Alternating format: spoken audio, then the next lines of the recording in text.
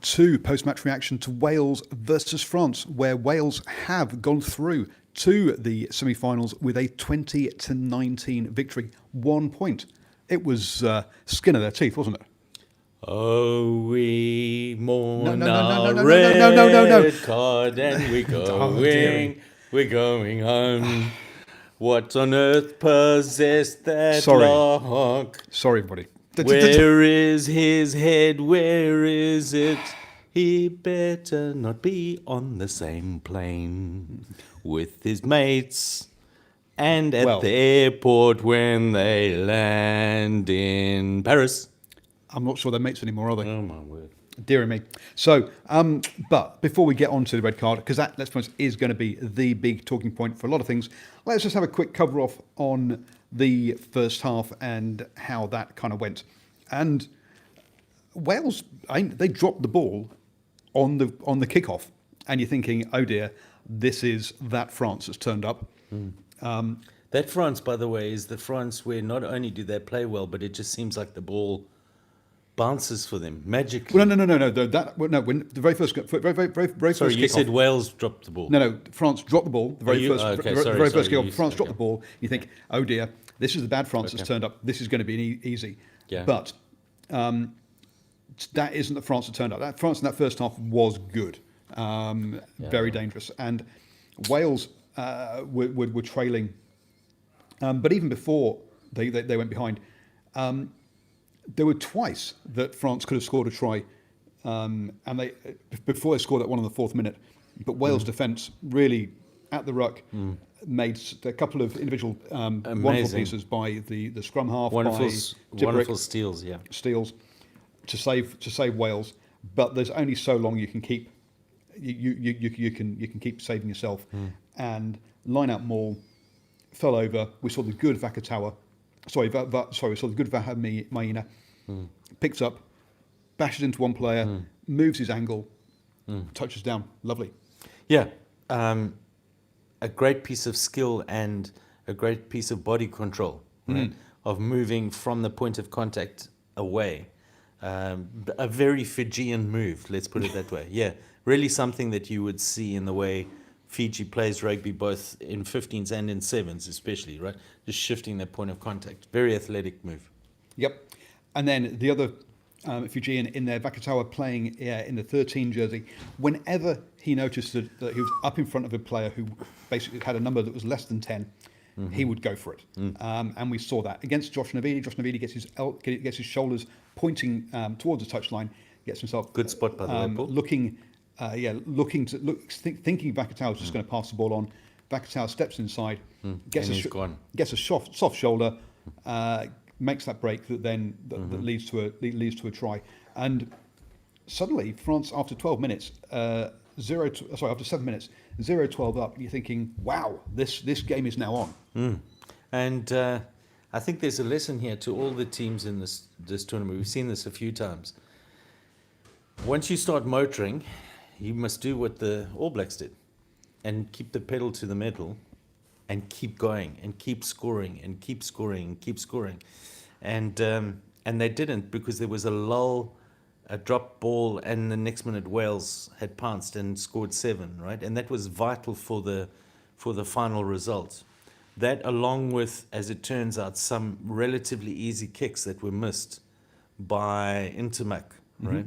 So it's difficult to blame him, because a lot of what was good about France's play, especially in that first half, was because he played really well and got his outsides away, and he made some good decisions, and he was an attacking first five or fly half. Yep. So it's difficult to hold that against him, but he missed a few what turned out to be instrumental kicks, and one drop ball, brilliant acceleration from the Welsh forward, and suddenly they were back in the game, right? That's right. Yep. The ball bounced out the ruck. Wainwright picks it up and he's gone.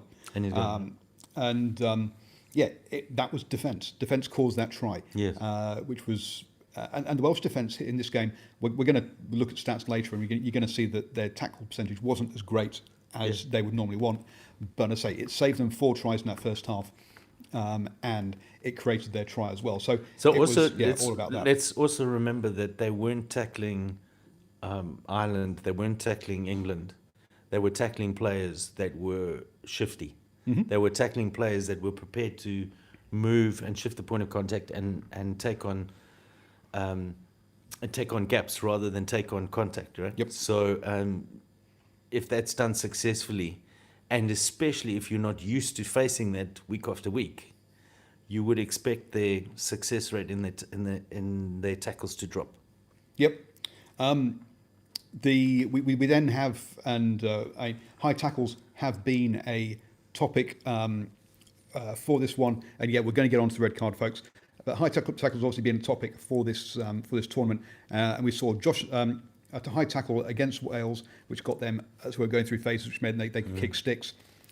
Josh Navidi then went off injured, and Ross Moriarty comes on, and pretty much the first thing he does is is put an arm out and catch someone around the head. Now, and gets a yellow card. Now, a lot of people are saying, "Oh, look, that's an automatic red." No, if you look at the directives, if it's a shoulder to the head, then it starts at red. If it's a arm that makes contact with the head, then it goes, okay, is that with high or low force? They counted this one as low, hence yellow. And that's what happened here. It's not an automatic red from yes, an I think also this important is they're thinking ahead, is that if you coming across in cover and somebody steps you on the inside and you raise you sort of raise your arm like this, you coming across, they step you on there, you raise your arm and you catch them with the arm, right? And it's low force because they've stepped you. Then obviously they don't want a red card for that, but they want to stop you from doing this, so it's a yellow, right? So there is some logic in doing that, and they judged it to be low force. Now, if it's a swinging arm, that's a different ballgame. That's in high force and red. So he got the yellow. Yeah, that's different from Yeah. I'm gonna swing this into you. I'm talking about if you just somebody steps and you instinctively raise the arm, right? Yep. So obviously they've thought that ahead of time and worked out that if it's low force arm up, then it's not the shoulder then. Yep. France then some great hands, and Vekatawa picks it up, gets after a number of phases, gets the ball off Panot, who had a wonderful game in this one. Another one of these young players. I mean, this French side with players like Antamac, Panot, etc. got some real young, wonderful qualities. Vekatawa went in for the try. Vekatawa, V. Going to be careful how you say that. Maybe. Vakatawa. It's a V. So yes. Not an F, it's a V. I didn't say F. Anyway. No, I'm telling them. Okay. So 10-19, you've got to say France looking really good. They had another opportunity, as we've talked about, missing penalties that hit the post. Now those ones can be really dangerous because those can sometimes be can lead to all sorts of confusion. But Wales dealt with it well. There were a couple of times where Wales were under the pump and had to chase back, fell on the ball and did amazingly well. Right, they were under huge pressure, and they still managed to clear their lines, ruck over, even though we were falling back. They did really well. There were a couple of things that Wales did on defence that were really good. And we're talking about players like the 9, like the 10, getting back and doing the clearing out, not just your loose forwards like you'd expect. All the players. Yeah, the 10 fell back and did a clean out that was miraculous. So there's some real right in front of his line. There was definitely a scare on half time where a crazy pass thrown in the 22 that France intercepted. Wales seeing space, trying to get to space, and that's one of the things that Wales failed to do in the entirety of this game was get the ball to space and find space. They didn't. That time France intercepted it. We saw another one where Huget got his arms up to intercept when George North was trying to throw the try. You called a massive overlap that they didn't go for. Wales is really in this game just did not find space at all, and so that's a real concern for the men in red. Look, I must point out to you. I choose to point out. Yep. George North looked to me to be a liability, right? He looked ponderous. He didn't look agile, and there was at least one occasion on defense where he was over the ball. No, on defense. Yeah, he was over the Frenchman, right in front of his line, and he had an opportunity to win a penalty. And he looked up and he fell down to get away from the cleaner, right? And so maybe he's gun shy from all those terrible concussions that he's had. But he was over the ball in the jackal position. He was the first player there after the tackler and the ball carrier. And you could see him look up, and he went, I'm going to take a little lie down. Okay, I'm not taking this hit. Yeah, I'm not taking this hit. So, and that was, right in front of his line in a World Cup quarterfinal. Now, maybe there's head issues there. Okay, I get that. But he made, when the French 7 burst through, got the final pass, and he was trying to chase him down, he made over 30 meters, he made no impact on him. Didn't close the black gap at all. Yep. Right. He looked ponderous. He didn't look agile. Unless there's a real paucity of wings in that squad, I wouldn't start him in the semi-final. Well, yeah, there's because in fact, all 4 wings that we're going to see now in the next game are going to cause him all sorts of trouble. Yep, he's not been at his best. Don't worry, Wales will beat Japan or South Africa. Maybe we'll see, Marty. But anyway, so that goes through to half time, 10-19. I'll be honest, I was thinking at that point, okay, here we go. We've got an Argentina game on our hands here. France are going to play really well in the first half, and then basically not play very well, fade away in the second, because exactly what they did against Argentina. That's not what happened. What we actually had was a kind of payback for 2011. Where Sam Warburton obviously got the red card for a tip tackle. In this one, though, that one No.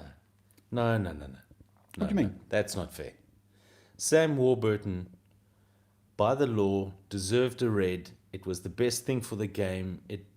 That red card may actually, in fact, it probably did save lives as well as people's paralysis and all sorts of terrible things. It was the right decision at the time. But Sam Warburton wasn't deliberately going out he was trying to do a dominant tackle and he got it wrong. Yes. This was a deliberate act of, I'm going to elbow you in the face. From an intent perspective, it's night and day difference. True. There wasn't, yes. Sam Warburton did not have the intent. It's This was out and out thuggery. Yes, and stupid thuggery. It wasn't even crafty thuggery. No, if you're going to be doing it at the top, these guys are tall, so this was totally above everything else on show. Like 2 meerkats sticking up out on top of that. I mean, and all the cameras, they're standing up there. Let me just in front of the whole world. Well, in broad daylight in front of the. I mean, first I'll wrap my arm around his neck and try and pull his head off. When that doesn't work, then I'll release my arm and then I'll elbow him in the face. Gosh. Now, there's going to be a whole bunch of people saying, oh, red cards ruin games. No. This has been a red card for the past 20-odd years. There has not been a more blatant red card at this Rugby World Cup than that. That was absolutely clear. Absolutely clear. And hey, remember what the purpose of the referee is. Their number one function is to ensure the safety of the players. You can't save the player that's already got an elbow in the jaw. Yep. You can't go back and stop it from happening. But what you can do is you can prevent or set out to prevent any other player in that match getting an elbow to the jaw, and anybody who's playing next weekend anywhere in the world and in the next year where somebody's lining them up and think, ooh, right? Yep. So, and also all remember, there's mothers watching this game, right? They see that elbow get and doesn't get a red card. They think, why do I? No, I don't want my son playing this game where that's not a red card. It's for the good of the game. You must red card that action. Absolutely, yeah. It was very clear. That's the worst red card I've seen in my life. What? There are other, as you mean the most obvious one, yes. But yes. So absolutely deserved, totally. Look, I've seen right in front of us, when I say us, in front of the Springbok fans at Eden Park, I've seen Byron Kelleher over a ruck just hit Joos van der Westhuizen in the kisser and nothing happened. So I've seen some worse red cards. I've seen punches and all sorts of things. But it was so dumb. Yes. Especially in the lead up of all of these. In the lead up of all of these events, you kind of like, what kind of madness must have descended upon him? What kind of red mist? I mean, they must have drilled into them the importance of not doing exactly that. If you bang the table anymore, our camera's going to fall over. Is it? Yes. Okay. Thank you. Imagine how that Stop. French coach Anyway. must have banged the table. So, Phew. yeah, that's total coach killer. But then again, this coach is already dead before now because he's they've fallen out in Dead the man camp. walking, right? So Wales then seemed to take the next basically half an hour, pretty much, or 25 minutes of turning over the ball at the breakdown, knocking the ball on, kicking the ball to France. France blatantly weren't going to play rugby in their own half. They got some serious howitzer boots, so the ball was just ending up back in the Welsh in goal. We must have had 3 or 4, maybe even drop 22s. I mean, France was not going. I mean, we had 40 kicks from France here. France was not playing any rugby in their own half. Yeah. End of story. So this was the kicking battle. Wales didn't really win, and in the end, Thomas Williams came on at scrum half, and he made a big difference. Quick ball, Yeah, sniping around the rucks. Great impact. Had a great impact. One of the better players from Wales. But remember, of course, Wales, France were now down a forward, so there were gaps opening up in their defensive structure around the rucks, because you have a lock missing. So it happened every now and again that there was a pillar missing on the side of the rucks, and he was prepared to go at that space. Yep. He's got. Yeah, you still got. Even if man's missing, you've still got to be able to. You've got to see the opportunity and take it. You've got to have the acceleration and the. Yep. And he was the guy that managed to do the key thing, which was basically scrum. Wales eventually got a 5 metre scrum. France won the ball, got it got it out the back, and then it got stripped.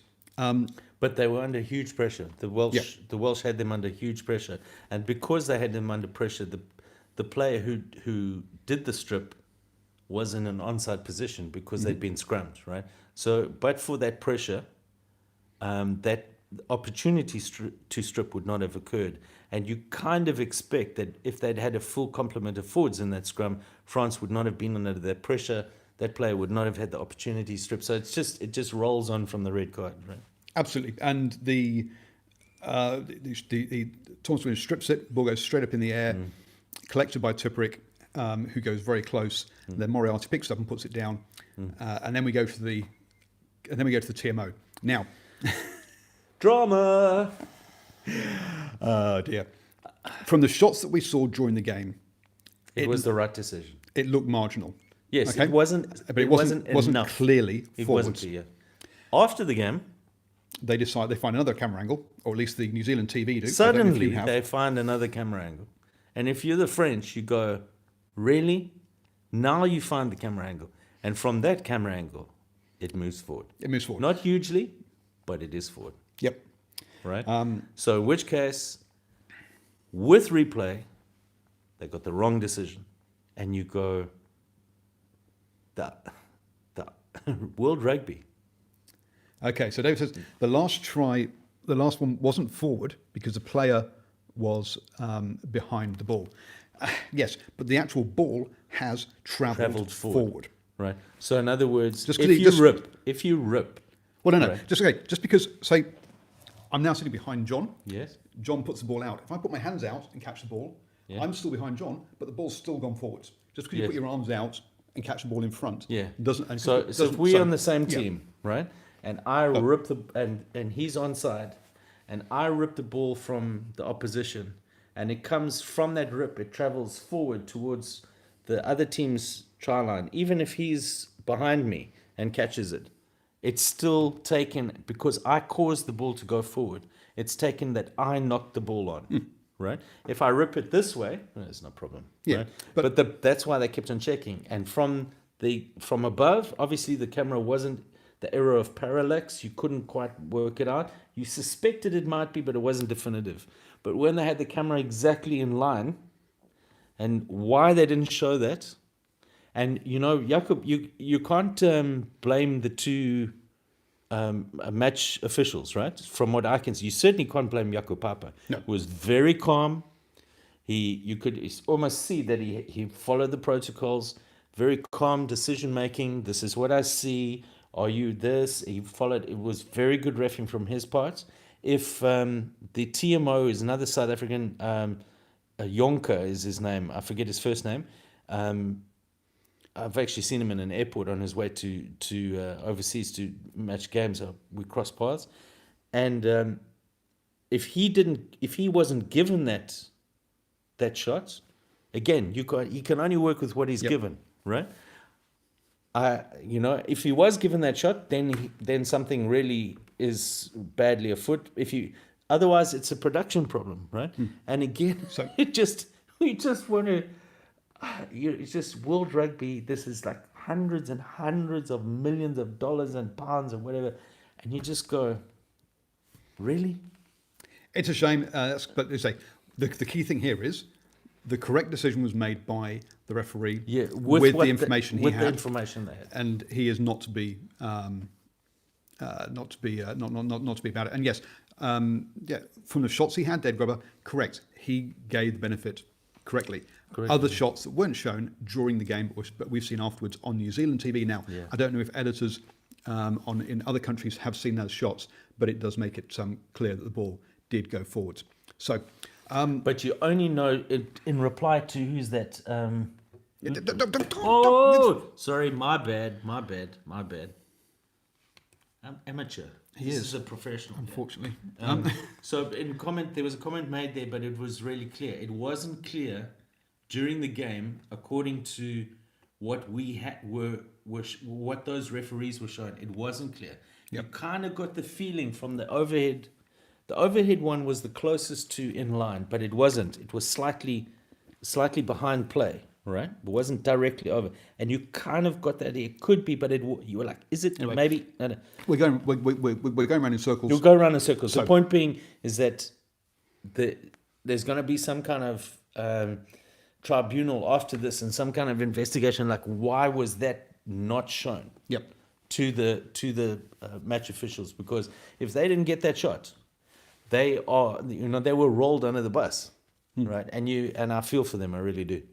So Wales, in summary as to how all of this game has gone, Wales basically got 2 tries, both from defensive manoeuvres. Thank you very much for the $20. So by the way, in the live chat, you can actually do super chat, which helps fund the channel. So thank you very much for that. What you can do. From Wales' point of view, 2 tries, both from defensive situations. One rip ball, the other one a ball squirting out in a ruck. They didn't create a try. That's a problem, and that's a big problem for them. Is that a big problem? They had overlaps. They had players in space. They had overlaps, and not only could they not put the ball through their hands, they had overlaps. They didn't even choose to try to make the overlap. That's the scary thing. I mean, if you have an overlap and you don't execute, that's one thing. If you have an overlap and then you drive into contact, you just go, oh my word. Well, that comes down to communication. Whatever the problem is, that comes you don't down even to, choose to attack this. That comes down to the players outside passing the message in and saying, "Give us the ball," and that clearly didn't happen here. It's something similar that happened, if you remember, go back to the 2015 Rugby World Cup when Wales played Australia 15 against 13 men. Again, they had opportunities then due to yellow cards. There was space, and they couldn't execute those there. So we're seeing a repeat of that. It's a sad thing for Welsh fans. Now, can you imagine how that feels for the Welsh greats from the 70s? Gareth Edwards, Gerald Davies, Phil Bennett, JPR Williams. When they watch that, right, those beautiful backline players, right, that would fix and pass and fix them, when they see that those opportunities missed, imagine what they're like, oh, my word, attacking. Comment there that Wales didn't know cutout passes, correct, they didn't. There were other times when players didn't fix their players and pass too early so the defenders could float across. Attacking wise, Wales have got some work to do this next week. The other point of this one is that basically... No, hold it. What? That's not going to happen. They can't fix that in a week. That is ingrained into them. We have seen that from Wales for the, and it's the Warren Gatland has done great work with them.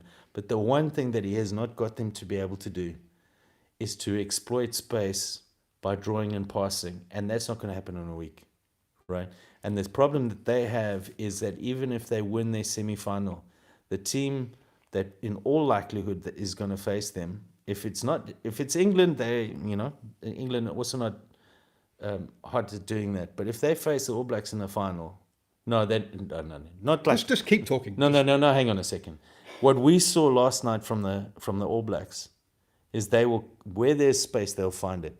Yes, Right. That, yeah. And so the problem that Wales have is to live with it, to win the World Cup.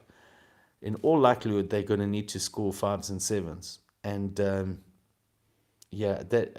there's a real issue there. If Wales want to grow as a team and be a World Cup winning team going forward in the future years, it's going to require them to, from low down levels all the way through Welsh rugby, requiring the catch and the pass, the draw, the fix, the pass, the draw, the fix, the pass, and putting into space, right? Yep. So those, and let's be honest, this was a 1 point game, and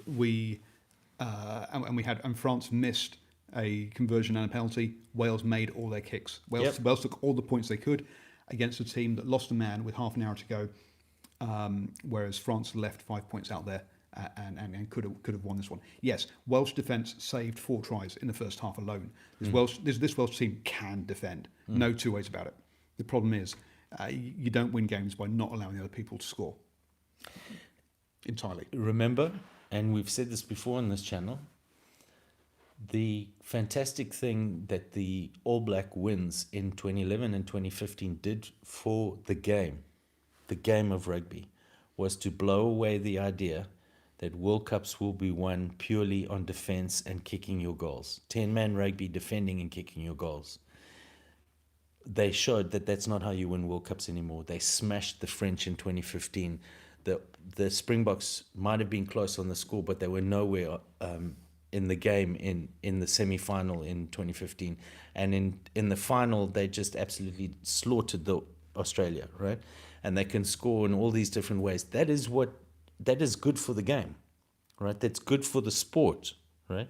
And so Wales are trying to play a game that would win you the World Cup in 2007, right? Like South Africa did. Like South Africa did, yes. It's the same thing, right? So, but the game has moved on, right? So they'll be competitive, right? But the game has moved on. It has. So Wales managed less clean breaks and all that sort of thing. Let's talk about some of the. And they would have. Let's be honest here. In all likelihood, you can't go back and say. In all likelihood, they looked like they were going to lose before the red card, because not only were they down on the scoreboard, but France had control of that game, and that red card came about 5 meters out from the Wales line, from a rush of blood to the head. France looked in complete control of that game, and they looked like they were going to score again and again, right? So anyway. So the Welsh team not have the athletes to pass the ball, which is one of the questions in the live chat there. They do have players that can pass the ball. I mean, we saw a wonderful piece of skill by Watkin with his tap pass. That was amazing. So they can move the ball wide. Okay, it's about the timing of those passes a lot of the time. Fix and pass. Right. The passes were happening too early. The players can pass. There's no they've got the skills. They've got the athletes. They've got the basics that they can do it, but they're just not executing at the moment. Now, no, I don't know if they've got the skills. That's the thing.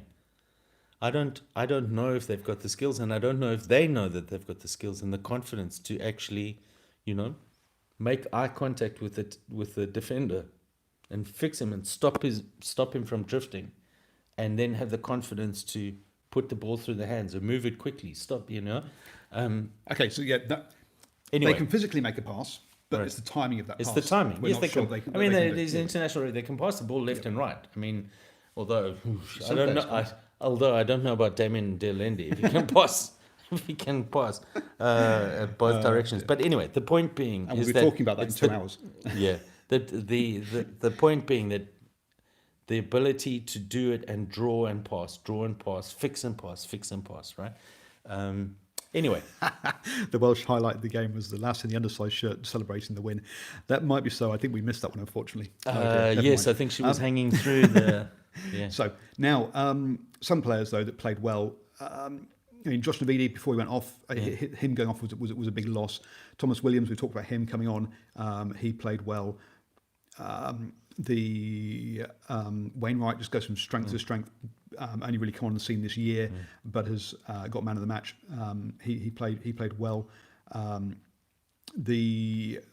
Menard, I think for France, the fullback played well. Pernod injected himself in the game really well. Another young lovely player. In fact, that entire French back line played pretty well.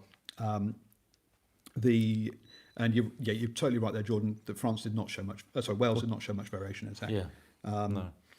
And the entire French back line played well, but in the end, the work rate of players like Tipperick, like Alwyn Jones, on defence, covering back, getting those turnovers. I mean, Ken Owens, 19 tackles, and obviously he went off. He was substituted with about 20 minutes to go from memory. All those players got through all the forwards got through a chunk of work, but Ken Owens topped the list. On a side note, check out the Sheriff Owens parody Twitter account. It's funny. Any last thoughts before we go and watch Japan versus South Africa? Well, I was trying to send some advice to that. What is his name? The red-carded French lock. Vahamina. As he walked with I was trying to get a message to him, say, go down into the change room, have a shower, take your kit bag, go to the hotel, pack your stuff, go to the airport, get on a plane, right? And get out of there. Because you weren't going to be staying, even if they won the game. And having lost gut-wrenchingly right at the end like that, on a back-wheeling scrum, really, because you're not there, you don't want to be on that plane heading home with your mates. You can see the captain's interview after the game. He's like, well, look how we played in the first half, and then we got a red card. And he's like, how can we keep doing this? And it was just like, oh. And not only do you have to get on that bus and you have to walk in the change room with them. You have to shower. You have to get on that bus. You have to go in the hotel. You have to then get on the plane to go back and you got to get off the plane and face the press. I would just head for the airport, buy a ticket, phone your employer at your French rugby club, tell them dock my pay for a week, disappear for a week, and then quietly into France in a week's time. But that is, I mean, it's a sad way for France to go out this tournament. Let's be blunt. I mean, it was sad what happened to Warburton. It was right. It was the right decision. It was good for the game, but it was sad for him and sad for the Welsh. Mm-hmm. But the right decision and good for the game. He didn't intend it. That there is not sad. That there is mindless thuggery, right? Okay, mindless thuggery by him. Sad for the French fans to have gone out when you can see a team that could have done so much better. Well, from that point of view. I will say this: in the last 4 years, you're the Six Nations expert. How have France done in the Six Nations? Absolutely abysmally, yes. Right? How have they done on their tours? Not very well at all. Abysmally, yes. Right? I don't know if it's worse, but they haven't done well. They have no culture of winning. Correct. They lost in November last year at home to Fiji. They drew the year before to Japan. At home.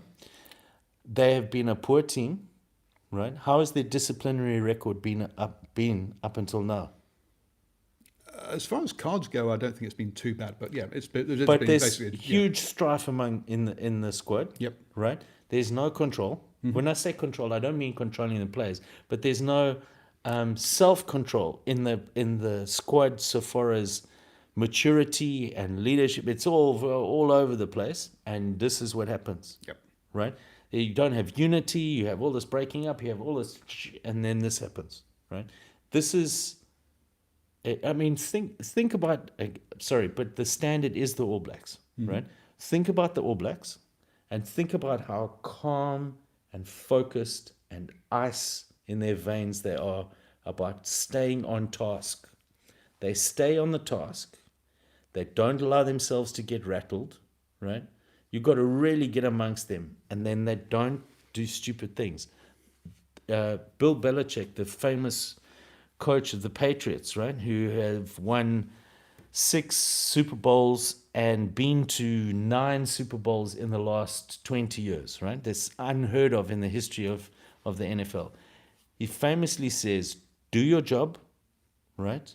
And we don't beat ourselves, Yep. right? We don't let you beat us by our mistakes. And that's what happened tonight. That's what happened tonight.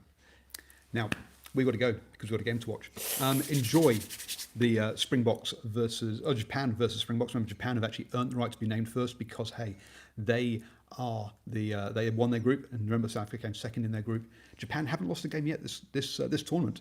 Yep. Can they go all the way? Prediction? South Africa by 7. I just think that can Japan cope with the physicality of the Springboks forwards? If they can get that fast ruck ball going on their own ball, they're going to cause this South Africa side a lot of problems. But that's an if. So, yep. I think South Africa 10, maybe even 12 plus, but 10 plus, yeah, right? Brave blossoms, but I think it's just going to tell. So there we go, folks. We'll be back, I say, in a couple of hours with post-match reaction to the Japan versus South Africa. So join us for that. Don't forget, you can become a supporter of the channel down below at patreon.com/DrivingMaul. In fact, the link has just come up in the live chat there, folks. And you get access to a whole bunch of supporter-only videos there too. Dylan, Cherry Blossoms by 3. I just want to let you know, don't smoke all your socks because you won't have any left for work tomorrow. Don't abuse the fans. Okay? Don't abuse the fans. Why? Why? It's your channel, it's not my channel. Yes, it's here. You're daring me.